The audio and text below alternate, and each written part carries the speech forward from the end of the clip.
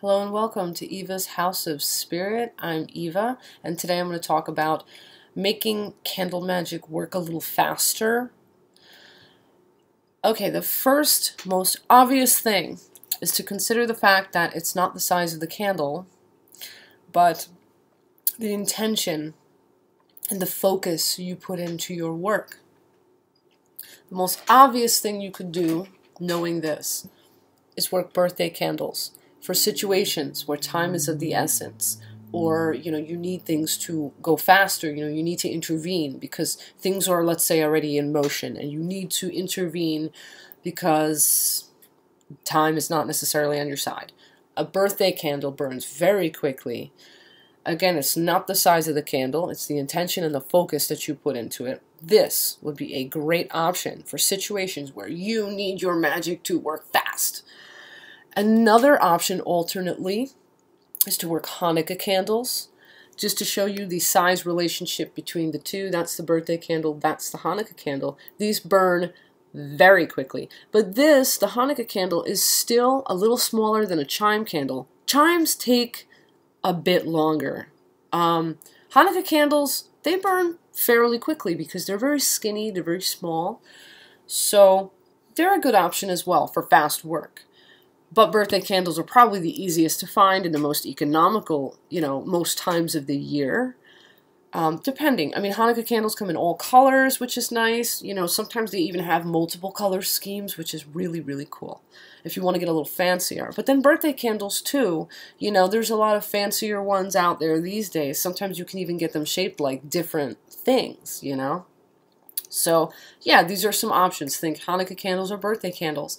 Now, another option, this idea I'm going to show you, this is not my idea. This is an old idea. This has been done for a long time, particularly in hoodoo circles, where in circles of people, not like literal coven circles, but I mean like in the community of people that practice hoodoo, for example. They have done this for a long time. This is not new. This is not my idea, but you could do something called burning the candle at both ends. Just like the old adage. It's like you're attacking a situation with all your energy into it, working round the clock, getting it going quickly is kind of what it makes you think in your mind. Well, the way that you would prepare a candle for this, before you dress it, you want to take a knife and you want to fix the bottom end of the candle so it looks just like the top end, so that there's wicks on both ends. And then I recommend that you take your knife and you cut a notch here in the middle. And let me show you why the notch. The reason for the notch is so that it sits flat on your candle holder when you burn this. You don't want it rolling away and lighting up your house on fire. But I do recommend as well putting your holder on a dish like so. The notch will keep it, for the most part, like from going anywhere because it's got a flat surface, and it was custom cut to fit the holder.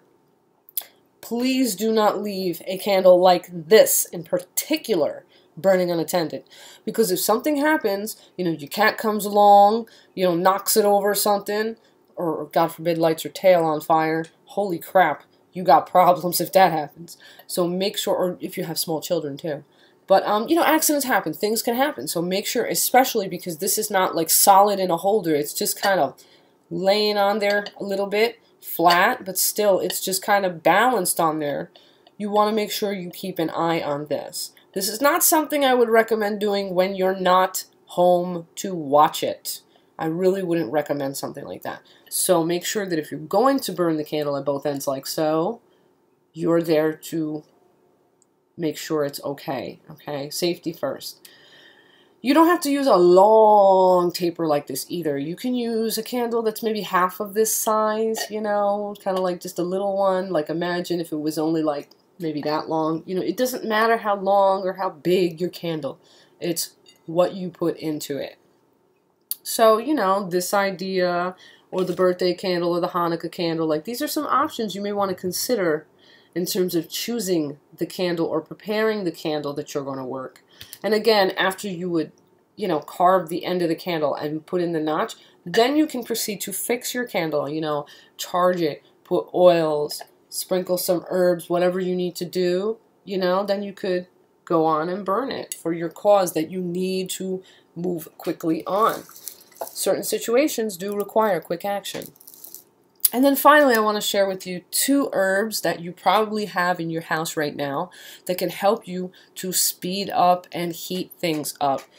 Cinnamon is very, very good for this. Cinnamon is very well known by a lot of people for heating things up and speeding things up and kind of bringing in good stuff real quick. So cinnamon is a good option. That's one thing you can consider. Or alternately, ginger. Ginger also heats things up, gets things moving.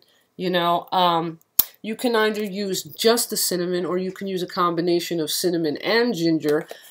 And then if you want, you can use a 3rd herb if you're like me and you prefer odd numbers, because a lot of us do like odd numbers of herbs.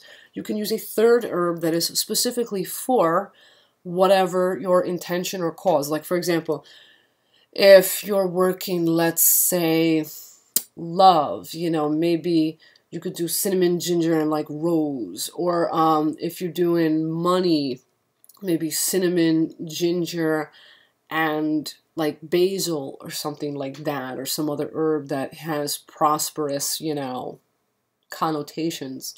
Or, you know, if you're working to get over problems, you know, maybe cinnamon, ginger, and like some high john to help you through your obstacles, or whatever. You could use these 2 plus an additional herb that is specifically tailored to your purpose. Or you could just use one. If you like the odd number but you don't want to get all crazy, you could just use one, either cinnamon or ginger. And you could even, let's say you don't want to sprinkle the herb, you could use either cinnamon oil or ginger oil. Or you could use cinnamon oil, ginger oil, and like a little bit of oil for a purpose. You know, you could do that as well. You make a little blend for yourself, a few drops, like 1 or 2 drops of the one, the second, the third, or whatever, or just use a drop or 2 of either cinnamon or ginger oil. These are options that can help your candle magic to go quicker. There are situations in life where we kind of need to work quicker. I'm not saying that you should rush through your works. I'm not saying that this is the answer for every single spell you need to do. I think it's good to take your time, really plan things out, and really be aware and conscious and focus, you know, on the things that you're doing. You know, it's important to have your work done right, so you don't want to like rush and do it haphazard and slapdash. But, you know, there are situations, I'm aware, where you really kind of have to work a little faster because time is ticking, things are in motion, you only have till a certain time to do what you need to do. So I hope these tips today help you out. Put these in your mental Rolodex, folks. Write them in your book of shadows. I hope that these are helpful to you.